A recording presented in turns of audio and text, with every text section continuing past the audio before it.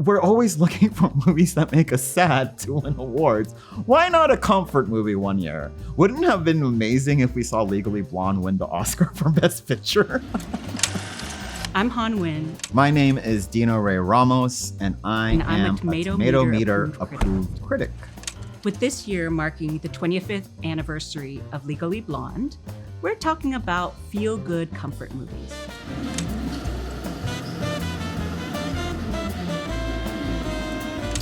I think a feel-good movie is one that you could watch over and over again without getting tired of it. I also think comfort movies are ones that you quote often. As if! Characters that you can identify with. For me, a lot of times that means there's an underdog at the heart of it. I think it's any movie that brings you joy. I go here. You go where? Harvard. Law school. You got into Harvard Law? What, like it's hard? Honestly, I had a really, really long list. I had a lot of action on it, to be honest, and I do really enjoy those. But I think what I landed on are the ones where at any point I can just pick it up and continue watching it. So I picked my 5 favorite comfort movies based on remembering how it made me feel the first time I saw it. I picked 2 Eddie Murphy movies. I love Boomerang and I love Coming to America for separate reasons. Coming to America, I feel like, is one of the best comedies, period. And I feel like Boomerang is one of the most underrated rom-coms of all time. And also it introduced us to Halle Berry, and Grace Jones had a wonderful role in it. I won't repeat her lines because it's very graphic. So, when are we gonna... What? According to Jacqueline, you are really great in bed. Oh, Jacqueline told you I was really good in bed.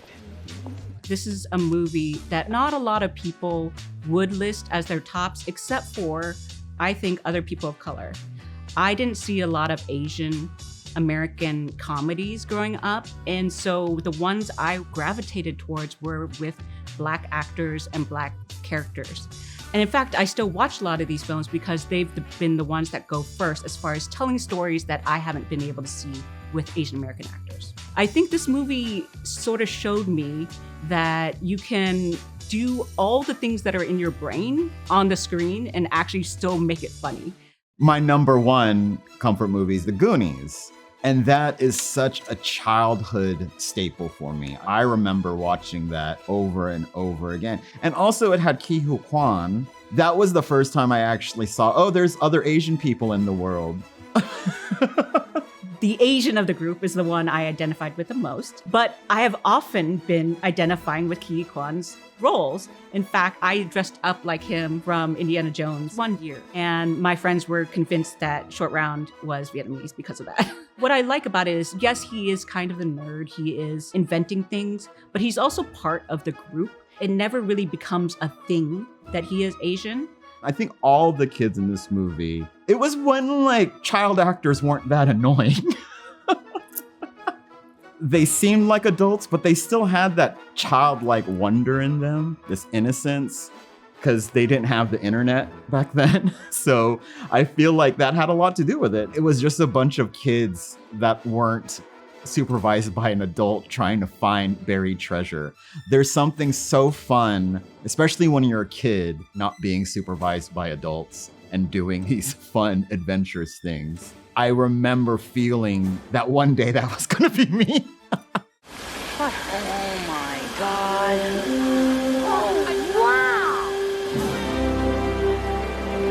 My favorite film out of all these comfort watches, however, is the 1985 Juzo Itami film, Tampopo. As someone who is watching a lot of anime, this was probably the first live-action Japanese film I saw, and it sort of blew my mind. The film stars Nobuko Miyamoto as a single mom called Tampopo, which means dandelion. She runs a ramen shop kind of by the side of the road, and one rainy day, 2 truck drivers come in and they break it to her that her ramen's not that great. So she goes on a journey with the help of these 2 truckers, as one does, to perfect her ramen recipe. That includes finding the perfect broth, the perfect noodles, espionage. This basically will make you want to eat a lot of ramen. 麺もスイーツも目はあくまでもしっかりと右上方の焼き豚に注いでおいてください。はい。これも愛情のこもった視線を。The filmmaker explores how food intersects with other parts of your life, whether it is death, whether it is etiquette, whether it is sex. There are a lot of erotic scenes with food that blew my mind as a kid. I did not know what I was getting into, and definitely watching it with my family felt a little uncomfortable. But there still are, to me, probably the best food scenes and also erotic scenes in film today. I've heard of Tampopo. I do remember it being a big deal. I think this has been around me. I'm very aware of it, but I think I barely remember it if I did watch it. Sorry to the Tampopoites, the Tampopo stands out there. But I know it's something good. It has 100%. Yeah. It's not just for gourmands, but it's also a cinephile's film. One of the characters is a guy in a white suit, and he opens up in a movie theater complaining about people eating too noisily. And he's the one who keeps recurring in a lot of these vignettes.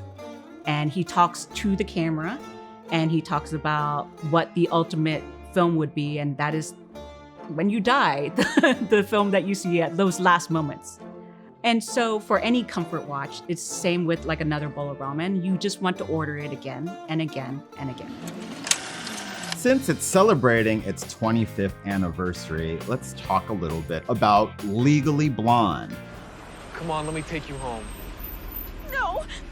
Elle, believe me, I never expected to do this. But I think it's the right thing. How can it be the right thing when we're not together? We knew who Reese Witherspoon was before, but this one made her a household name. And there was just something about this movie that the title itself, is like subverting the whole blonde narrative. I loved how there was this like ditzy genius going to this law school and shaking things up. Having a lot of friends who went to law school, I just always remembered their gauge was, well, did I at least score higher than Elle Woods on the LSAT? And some of them didn't. Normally, I wouldn't root for a person like that. But when she's around so many uptight people, you kind of want her to win. And, of course she does. Spoiler alert. I mean, if you haven't watched it in 25 years, what are you doing? I'm a Delta Nu, and I'm a huge fan of yours. You took my class in LA. Uh-huh. You had the best high kick I've ever seen. Are you one of my lawyers? Yeah, sort of. Well, thank God one of you has a brain. The movie is comforting, right? But I think Elle, there's something about her that welcomes you into the movie. I think Reese Witherspoon plays her so well because this could have been a role that got on our nerves, right? I'm sure there's some people with no soul who Elle gets on their nerves, but she played her in a way that, just made you want to love her and therefore love the movie. I think one of the reasons why I didn't watch this film a lot was because she was so pink. She was very, very girly. And look, I'm the 10 Things I Hate About You grungy girl, right? But as I was rewatching it, I actually grew to appreciate it. There are a lot of very quotable lines and phrases. And one of the things I think actually it does incredibly well, especially for that time period, is that it didn't make it about women fighting other women over a man. You see the boys club sitting around a table watching this video essay that Elle Woods sends in to get accepted to Harvard. But what I think is hilarious, and it's a product of its time, she's considered a diversity hire. Elle Woods. Welcome to Harvard. This would have been an honorable mention. I mean, I liked the sequel okay, but this one is one you could watch over and over again. Bend and snap, quotable. Jennifer Coolidge, that's enough to put it on my list. Jennifer Coolidge. This film was filled with so many amazing supporting actors, including a very blue-eyed Oz Perkins, who I did not realize was in this movie. I think seeing Victor Garber again as a sort of sleazy professor / lawyer was interesting to me. But for me, Jennifer Coolidge, I mean, when does she not steal a scene? Favorite scene in this movie, I think it's her and Jennifer Coolidge's character try to get her dog back, and then she pulls out all those legal terms like out of her butt. And that was kind of like the first time we were like, oh, she has something there. And I think that's also the first time we kind of really started to root for Elle, and of course Jennifer Coolidge. Miss Bonafonte is entitled to full canine property ownership, and we'll be enforcing said ownership right now. Huh? Tell him, Paulette. I'm taking the dog. Dumbass. Something else I think I really enjoyed about this film was that Elle Woods would sometimes code switch. So most of the time she was like bubbly and talking about fashion, but then when she had to actually point out something that someone got wrong, she all of a sudden gets serious. This happened, of course, in court with the big case at the end, a murder trial no less. But this also happens when she is out shopping and one of the workers is trying to take advantage of her. It's one of a kind. It's impossible to use a half-loop top stitching on low viscosity rayon. It would snag the fabric. And you didn't just get it in. I saw it in the June Vogue a year ago.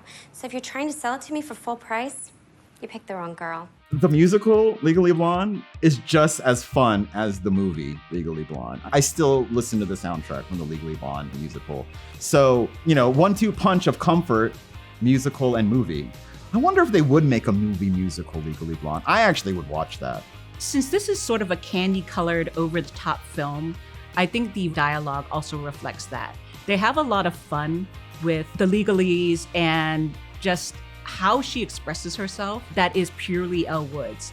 And maybe that is part of the charm about her, is that there really isn't another character like her. The rules of hair care are simple and finite. Any Cosmo girl would have known. Well, 75% on Rotten Tomatoes for Legally Blonde. Acceptable. We could pump that up to the 80s, I think. High 80s, I would say. It's not totally wrong, but it's not totally right either. The thing about comfort movies is they may not get all the Oscars or acclaim, but because we people are watching them over and over again, I think it really reflects something about what people need.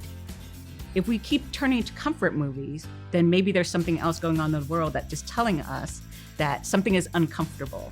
And maybe these movies are the way in to that. Seldom you say critically acclaimed comedy. You'll hear like uproarious or whatever, but comedy and drama, I feel like aren't treated equally in the world of Hollywood. If it were, comfort movies would be award season-y, I mean, there are comfort movies that are sad that I watch again, but I ain't about to watch something super duper depressing for a comfort movie. That's like a line drawn. I can't do that.